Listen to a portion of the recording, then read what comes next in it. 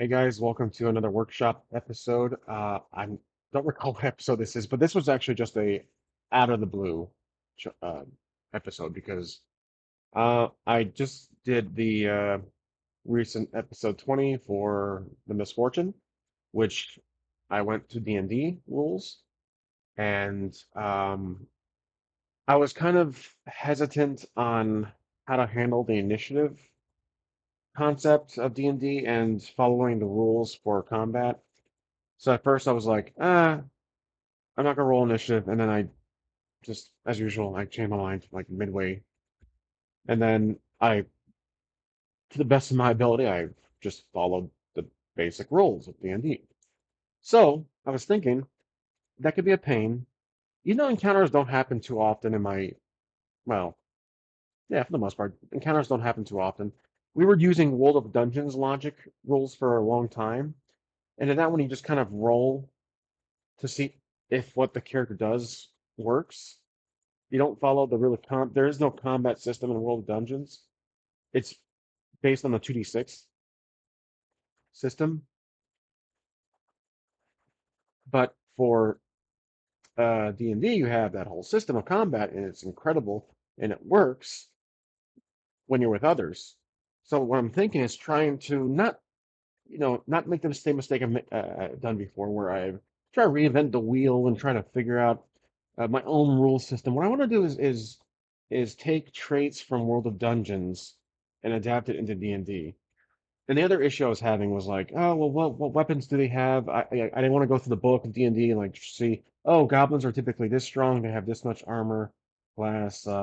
This weapon does this. I'm trying to streamline and simplify the encounters especially if they're just passive encounters. They're not the main encounter of the story. 'Cause I'm thinking in the Misfortune adventure, the very last moment or scene might be some big battle with I don't know. I keep hinting it's a dragon, the creature, or some big celestial being. That would be very like heavily reliant on perhaps on the rules. But again, if I find a method to this madness that the encounter can be kind of streamlined and initiative is perhaps just for my character and my group compared to uh, the opposing force. I've seen it on other YouTuber solo RPG channels where a YouTuber would just roll initiative for himself, his entire group, and then just one roll, and then he would roll another dice for the opposing force. So he would use two uh, 2d20s of opposing colors. So as usual, I have my red and blue on standby, and then he would roll them, and then include his bonus for his most powerful character. So mine is just like it's just Breglor, as in this example. I'll show you guys. In this example, I finally have my character sheet on the screen. Um, so with the test document ready, just in case. The Breglor has an initiative bonus of +3. So +3, I rolled a 10 for myself and 11 for our fictional opposing force, our enemies. So 11. So we have 13 with that +3. So we go first. And then we go down our character list, and then we go to the enemies and go down their list. That's how I see a possible approach to combat. Now, that fixes the initiative concern. Keep an initiative, keeping that rule mechanic in play, because I do like it, but I don't want to initiative every single character in the match, in the encounter. So next is attack rolls, weapon roll, attack roll, damage roll, what characters can do, move around, use an item, attack, the dash, like a defend, all that stuff. What I think I want to do is kind of fudge that into something more narrative. So if we were okay, let's say we have Breglor right here. I'll make the font bigger so you guys can see him. Okay, Breglor. His initiative, like we just said, was 13. And then the enemy is just let's say a couple of goblins. We have Goblin 1, Goblin 2. We're just going off the last game kind of episode I did. Goblin 3, and their initiative was um, their group initiative, I should say, goblins was 10 or 11. So we beat them to the punch. So we are up to bat first. Now, so if that figured out, I would have them lined up like this on my text document. I wouldn't have the initiatives, you know, spread throughout each character.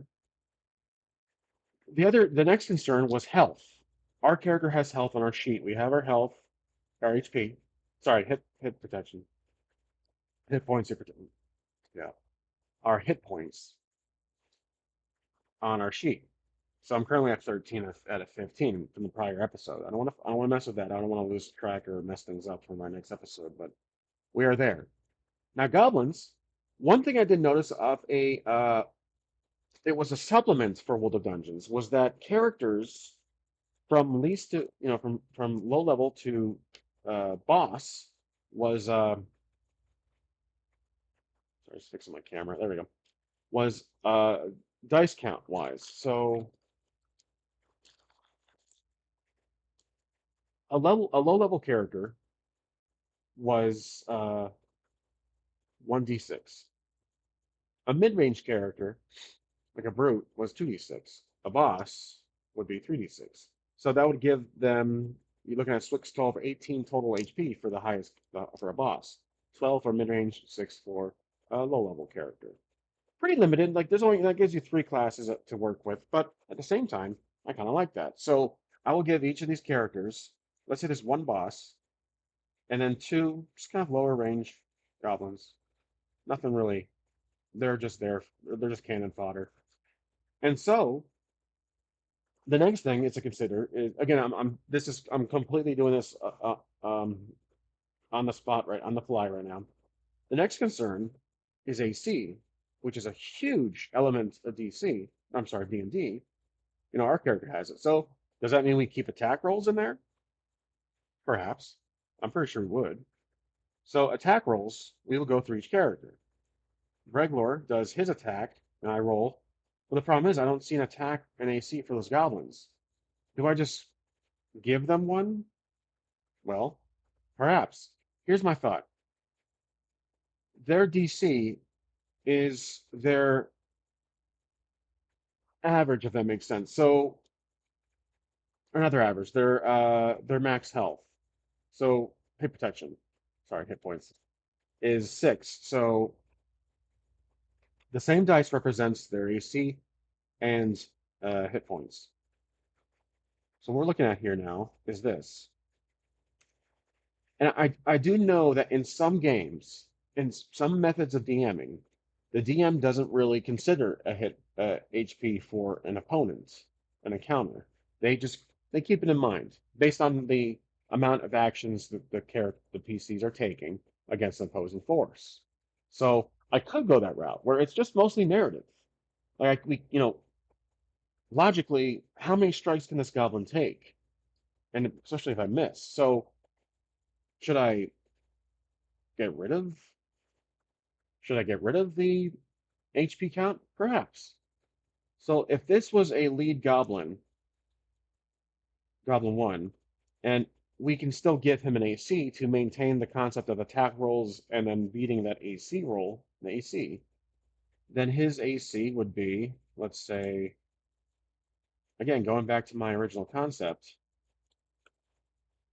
his would be the highest die he has, so 12, so 2d6.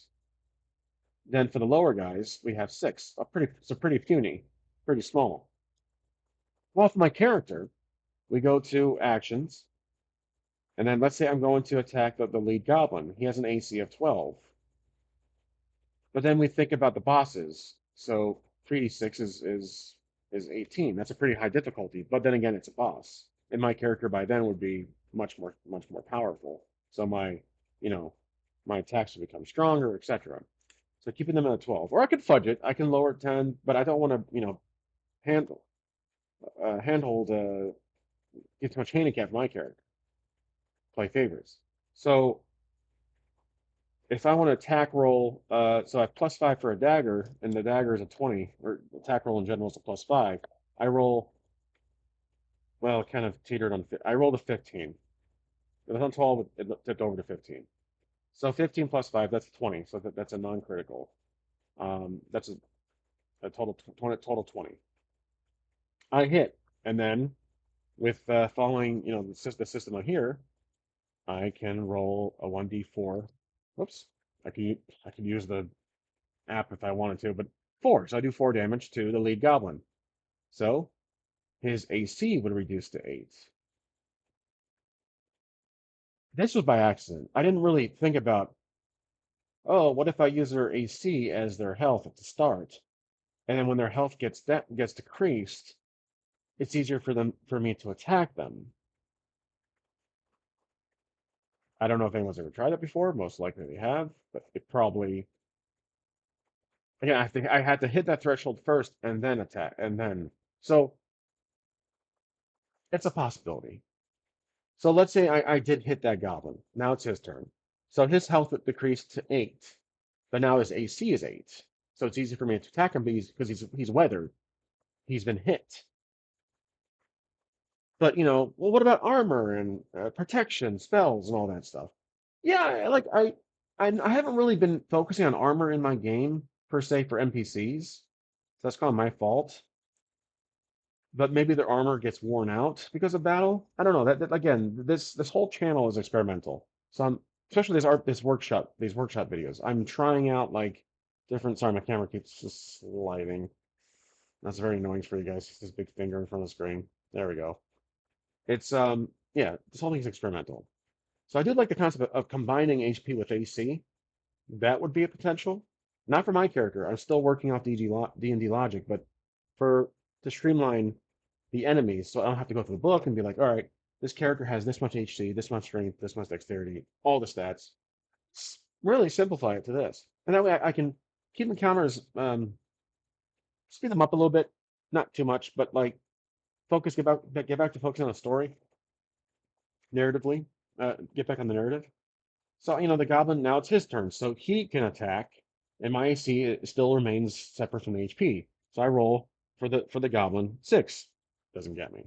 I got 4. I got 14. All right, next is goblin 2. He can strike. But let's say their attack is also their I don't give them weapons. Or I don't give them like specific weapons like I did before. Their attack is the dice. And I am kind of borrowing things from my old engine I created myself, where it's just based on a battle die. It's the dice itself. The dice represents multiple things. They're the possible damage they can do, the uh, the amount of HP they have, and how difficult they are. I am kind of using that for this. So let's say the goblin rolls and he rolled a 4, so he was not able to hit. Next is the third goblin. He rolls a 20, a perfect 20. You know what that would mean? That is a 2D that is a 2d6 hit. So I'll roll 2d6, and that is a 6 and a 9. Well, does that mean I incur 9 damage? Perhaps. Or if that's too much trouble for my character, I can take a, I can change the because if I'm not mistaken, I have to verify something in the rules here. One second. I don't want to tell you guys something wrong and then start to do it in the future videos. Okay, so it does look like that you would roll 2 dice and total them together plus the modifiers if it was my character attacking. So 2d6, that's 9 damage done to my character, and that means I will go from 13 to -9, so the 4. That's pretty risky, especially for a long campaign. But again, I can't babysit or I can't hold handhold my character too often.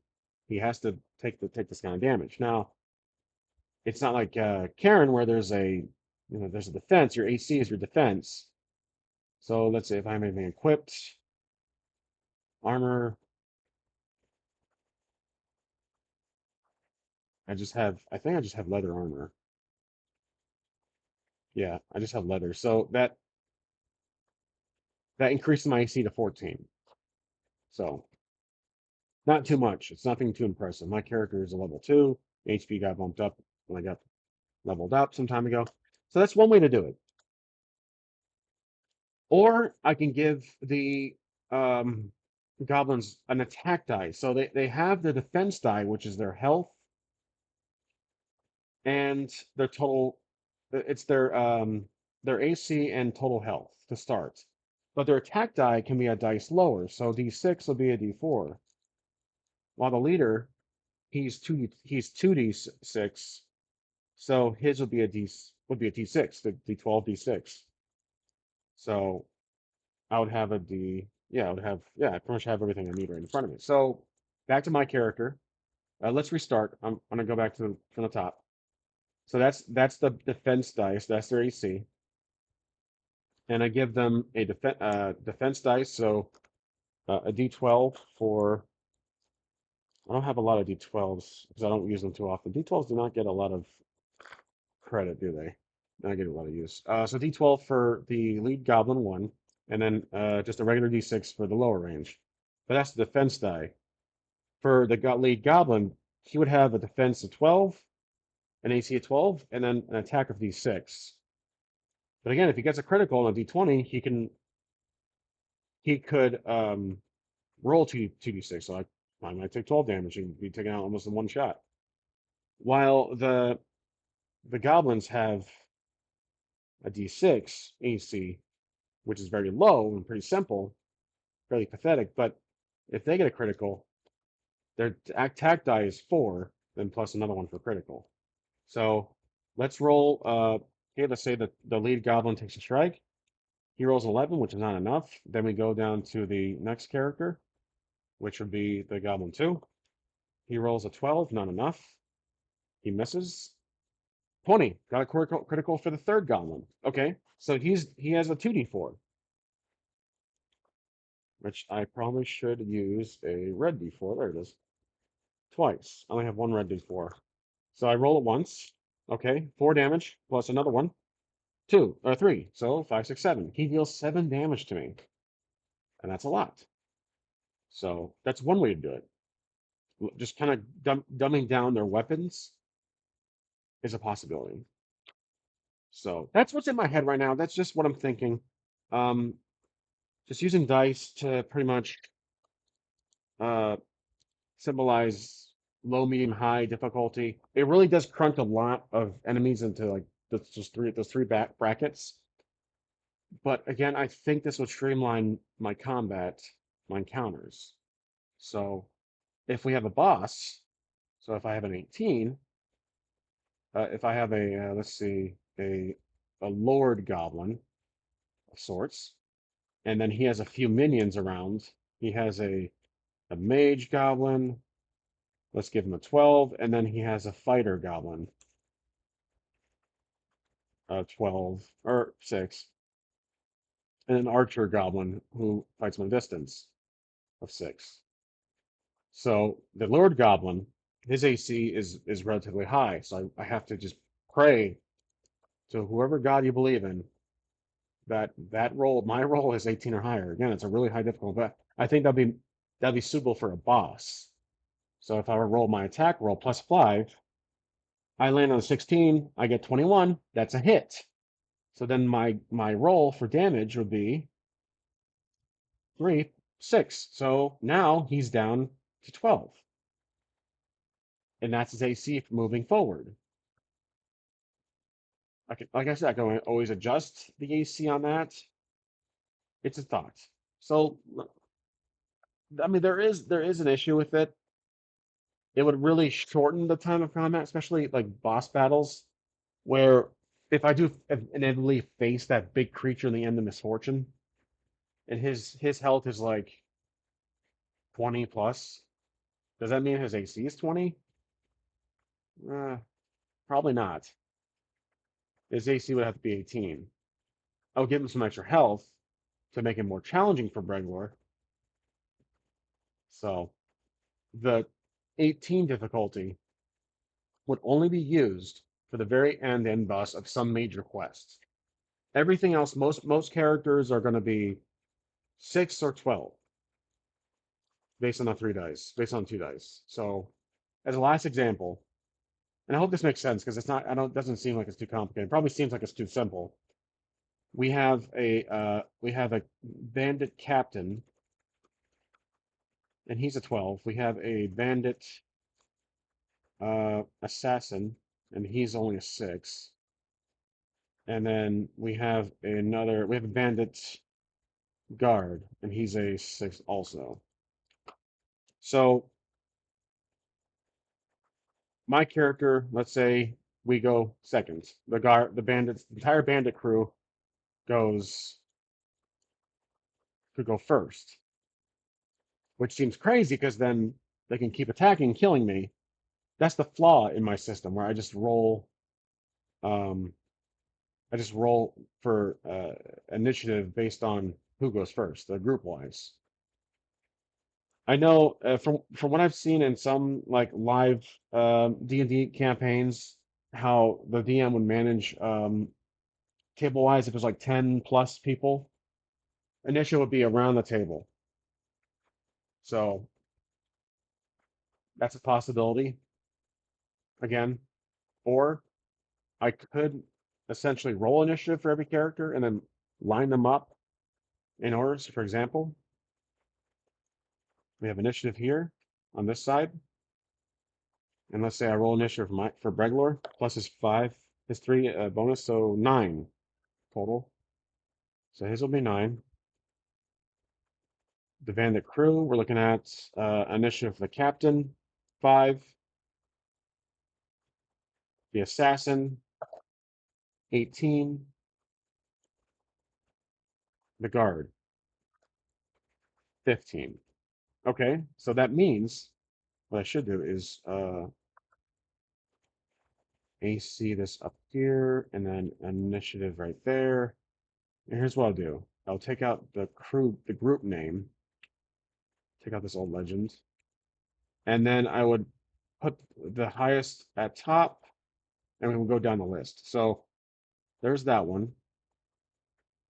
There's that one. ACHP. I would have to verify that with some people.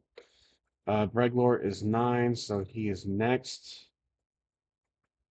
His health is in the app, so I'll put D&D. And then the last guy has 5. So there's our initiatives. We go down the list. So Bandit Assassin, he strikes me first. We roll for attack. Compared to my 14, 4. He misses. We roll again for the guard. 3. He misses. We roll for myself.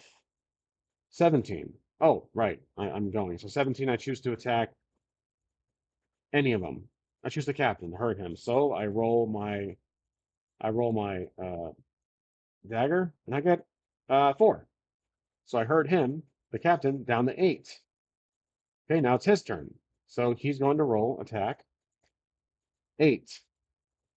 So he's going to try to attack me, and nope, no go. Then 1, the next guy, no go. The guard, 3, no go. And then it's back to me. So I roll for attack, plus 5. 2, no good. Whoever I was going to attack. So on and so forth.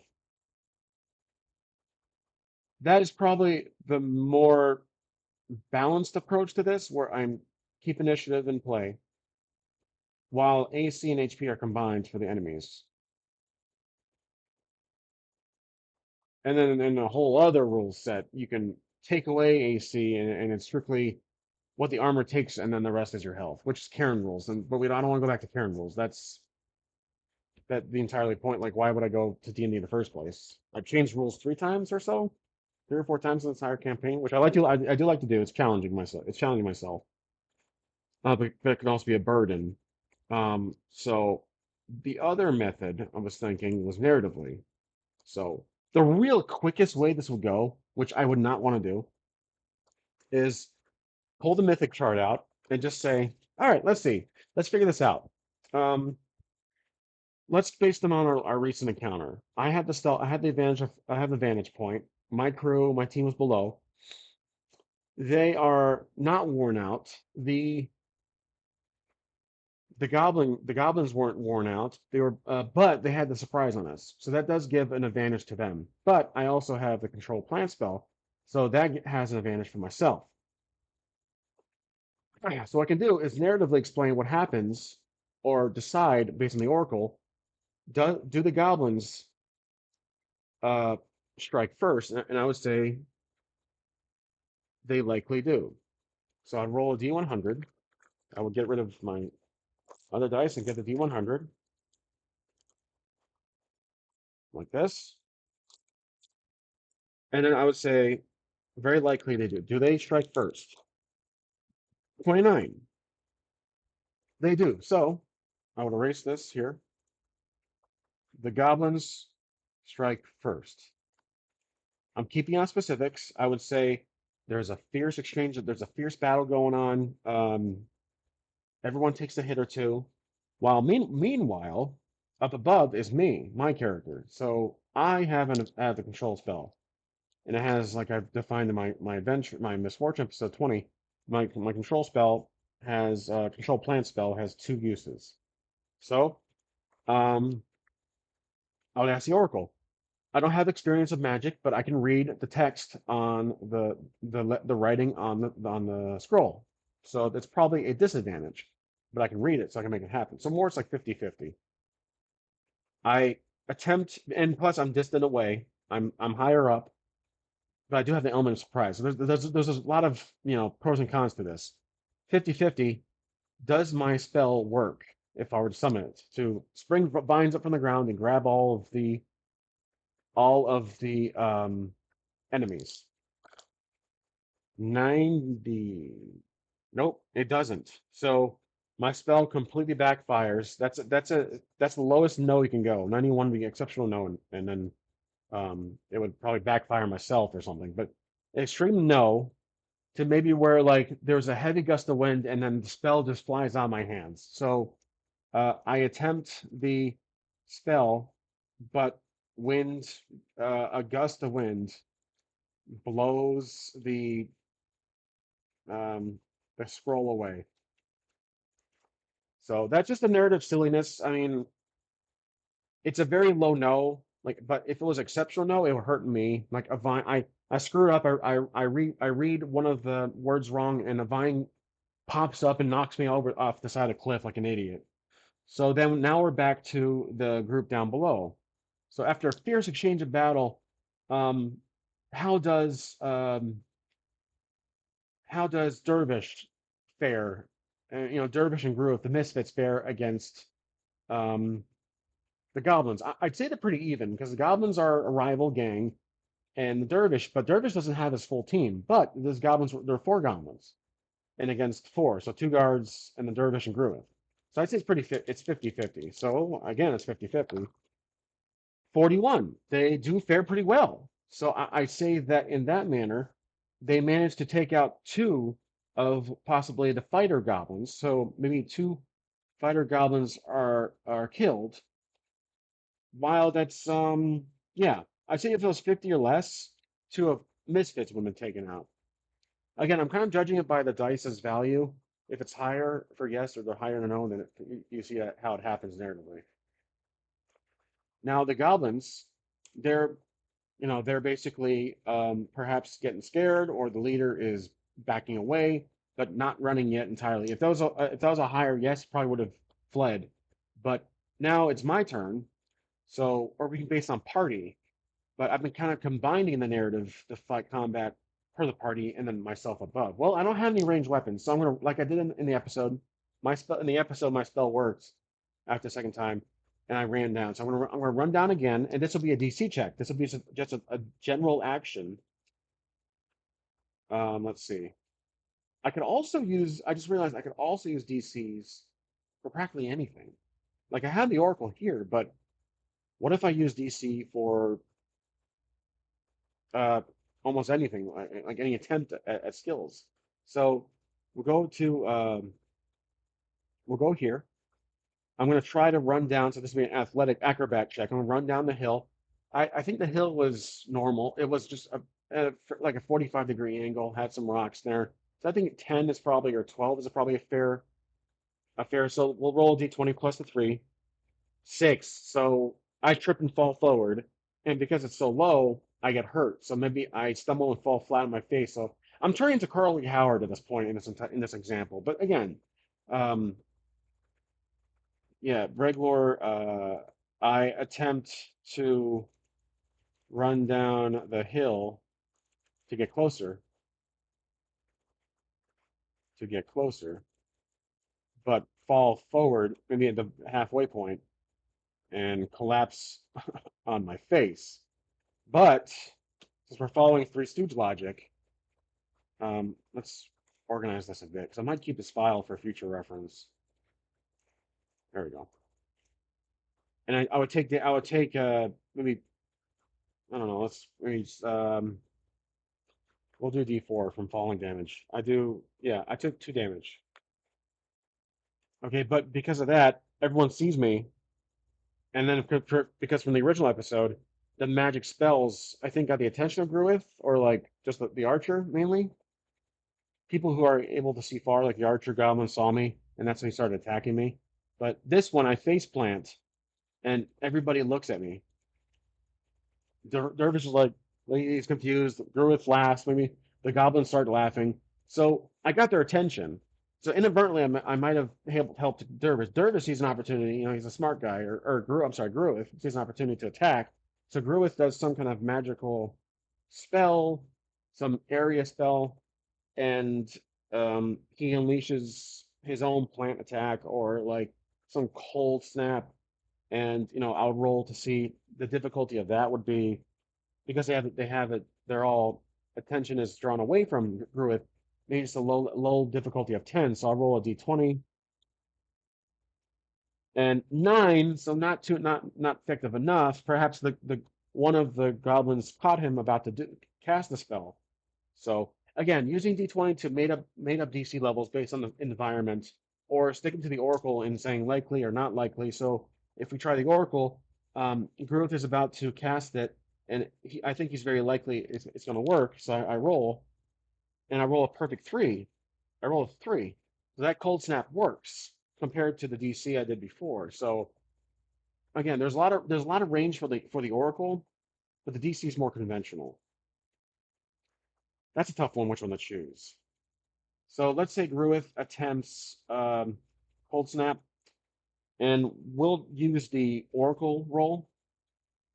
Works damn well. So he freezes all of the goblins for like 1 turn, perhaps. They all freeze in place. So then the misfits run up and start swiping. They start slashing all the iced, frozen um, goblins. Start attacking the frozen goblins, and then my character, because they're basically doing their thing. I'm going to get up and pull out my rapier, dagger, whatever, and strike the nearest goblin I see. So, but apparently, again, I'm a Three Stooge character in this one, so I'm going to probably trip and fall off the cliff, or like I trip and fall on the knife and stab myself in the face. But again, I'm going to start. Um, I'll roll for attack or something, and I give myself a DC. They're frozen, so it must be fairly simple. So I'm gonna roll DC. 20, roll critical. So I take out one of the frozen goblin guards easily. It shatters to pieces. So I take out a goblin. Oh yeah, I forgot. I take the goblin archer because 2 are dead. So all that's left is the leader and the archer. So I take out the archer. He shatters to pieces. Now and then does the now very unlikely does the frozen leader goblin break out of the ice? I would say very unlikely. 60, 69. Um, Very unlikely. He doesn't. He's still frozen, so we finish him off. That's if I were to use the Oracle. If I don't, I'll basically put in DCs for everything, which kind of replaces the AC for the enemies, but it's based on the situation. So it's kind of a fluid approach. That could work. I actually do like that. So I'm narratively explaining the combat. I'm not doing the conventional mechanics initiatives I'm really streamlining it to more of a narrative approach. But while I still use D&D Beyond's the character sheet for everything else and for combat too. Um, if any character was to attack me, I'll roll their attack die. Again, I still want to use the mechanics for my character or anything related to him. But for NPCs fighting each other, like if the goblin leader, I give him, he's the boss, so I try to give him a way to break out the ice, but I gotta roll a d20 for a DC, and I think the DC would be 15. That'd be pretty high difficulty. I roll it 19. He breaks out the ice. So let's say the goblin leader breaks out of the ice, and now he's back in play. But it's further in battle, so maybe he's hurt a bit. So goblin uh, leader is hurt a bit, not too much. He's wounded. I just say that he's wounded. The other issue with this is tracking all the characters' health. It's like I have to think of their health again narratively. He's wounded. He's hurt. Battle worn. He's heavily wounded. Gravely injured. On death's door. Like stuff like that. Not compared to a number where it's like it keeps on going down. So we'll see. I'm gonna try. If once I can get to another encounter, I'm gonna just try this out and see how it goes. But maybe he's going to try to strike Dervish, who's about to attack him. So Goblin leader leader attacks because he's the last one left. Attacks the Dervish, but I'd say because of everyone else around, like the Misfits are there, I'm there, Gruith is there, and we know Gruith is a pretty OP character. I think this difficulty will be like 18. So it's first the difficulty class, the DC of the entire situation of him trying to strike. So 18. 5 fail. So that means that will go for a strike. So Dervish is going for a blow. And I'd say it's gonna be a low difficulty of 5 because he has everyone around him to support him. The Goblin leader, maybe he's cornered. And so we're gonna do attack roll for our character. And 13. So he's able to take the goblin out. And then counter's over. So again, that's probably one I want to favor because again, solo play is it's really unique. But I don't think I would use this for the co-op that I'm doing with Ryan for the Bastards because that one is true D&D. Well, we have the basics of D&D covered, but as he does also like using the mechanics of D&D, so we would truly do initiative and then attack rolls, damage rolls, and we would set that all up properly to the best of our ability. I always say that as a disclaimer. So that is pretty much all I wanted to talk about in this video. It's just kind of handling combat in this episode of 830 Workshop, because doing that in a recent episode had me think about it for, well, it's only been a few hours since I've done an episode. But yeah, I was thinking about it a lot. I'm like, combat in D&D is unique and great for team play, but for solo, I think it could be a burden, but there's a disadvantage of this concept. However, I do like it. I do like the narrative approach where I'm kind of I'm adding to the story, I'm adding to my notes because this is kind of solo journaling. So I am creating a story as it goes for the encounter itself. But uh, yeah, that's really it, guys. That's all I have for you. I hope this idea works. Let me know what you think. Um, Let me know what you would do because I know DMs who are like lifelong DMs. They have, either they play by the rules completely or they change the rules. They have their own methods to the madness. It's just however it's fun to me. I think that's what matters. So I might piss off some people who are true diehard D&D fans, and that's great. You are, but in my case, I'm a D&D fan now. Like I've become a fan of like role playing in general, but like experienced DMs out there. This is how I see. I'm trying to figure out a method to this, and I'll just keep trying and see how it goes. But um, that's really it. So, as always, thank you for watching. I'll see you guys next time on 830 RPG.